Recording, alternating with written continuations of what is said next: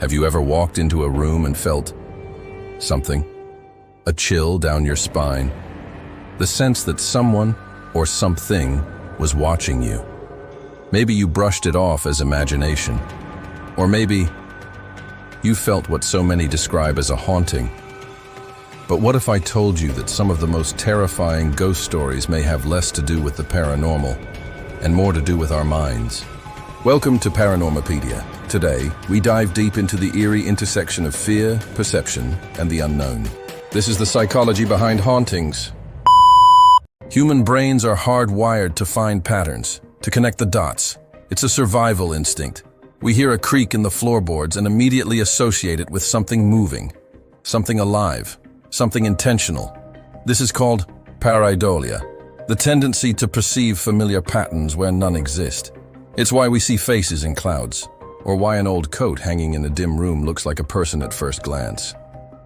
In a haunted house, pareidolia can be a major player. Shadows become figures. Random noise becomes footsteps. Our mind creates stories to explain the unexplained. But why do some of us interpret these patterns as ghosts? One word: fear. Fear alters perception. It primes the brain to detect threats, even when they aren't there. This is called the hyperactive agency detection device. It's a part of our evolved instincts that assumes movement means something caused it, and often something intentional caused it. So when you're alone in the dark and something creaks, your brain doesn't say, "Probably the wind." It says, "Something is in here with me." Imagine waking up and being unable to move. You try to scream, but nothing comes out. Out of the corner of your eye, you see a dark figure watching you. Many call it the old hag. Some feel pressure on their chest.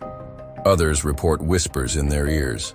This is sleep paralysis, and it might be the most terrifying psychological phenomenon linked to hauntings. During REM sleep, your body enters a state of temporary paralysis to prevent you from acting out dreams. But if you regain consciousness while still in this state, you're awake, aware, and completely paralyzed. Your brain, in its half-dreaming state, can hallucinate. Shadow figures, ghosts, demons. The terror is real, but it's a glitch in the brain. For centuries, cultures around the world described similar night terrors before science understood sleep paralysis.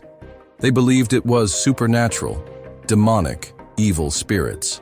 Today, we know it's our brains misfiring between sleep states, but that doesn't make it feel any less real. Did you know that old, damp buildings with faulty wiring can cause symptoms similar to hauntings? Let's talk about infrasound. Infrasound is sound at frequencies too low for the human ear to consciously detect. It can be caused by machinery, wind, or even large empty spaces. But it can affect our bodies. It can cause anxiety, nausea, chills, and even the feeling of being watched. Then there's carbon monoxide poisoning. Leaking furnaces in old homes have led to headaches, hallucinations, paranoia, and a sense of dread. Sound familiar? Cold spots, flickering lights, that uneasy feeling in a basement? Sometimes it's not a ghost, it's the environment. Dr. Michael Persinger, a neuroscientist, created the God helmet to simulate spiritual experiences by stimulating the temporal lobes with electromagnetic fields. Subjects often reported sensing presences, hearing voices, or feeling watched. Our brains are sensitive. Even small environmental factors can influence what we perceive as paranormal. Hauntings don't always begin with fear. Sometimes they begin with loss. Grieving people often report sensing the presence of a deceased loved one. A scent, a voice, a sudden warmth in the room. Is it supernatural? Or is it the mind trying to cope with unimaginable pain? Psychologists call this a bereavement hallucination, and it's more common than you might think. Up to 60% of widowed individuals report some form of hallucination involving their spouse. These experiences aren't necessarily delusions. They can be comforting, a way the mind processes grief. When people visit mediums or participate in ghost hunts, they often do so hoping for proof that there is something after death. Something waiting, something watching over us. Belief in ghosts isn't irrational. It's deeply human. Our beliefs shape our experiences. In Japan, ghosts are often quiet, vengeful spirits called yurei. In the American South, you might hear about poltergeists or Civil War specters. In the Middle East, jinn. The ghosts people see often reflect the culture they were raised in. That's not a coincidence.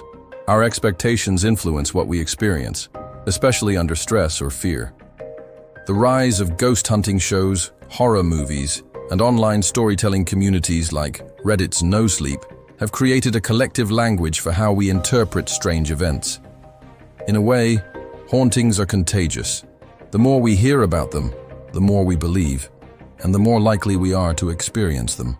This doesn't mean the experiences aren't real. It just means that our minds are incredibly powerful in shaping our perception of reality. So, are ghosts real?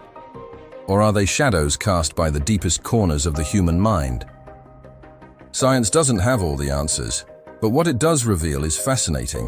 Our brains are storytellers, and when fear, grief, belief, and environment collide, they can create some of the most powerful and terrifying experiences of our lives.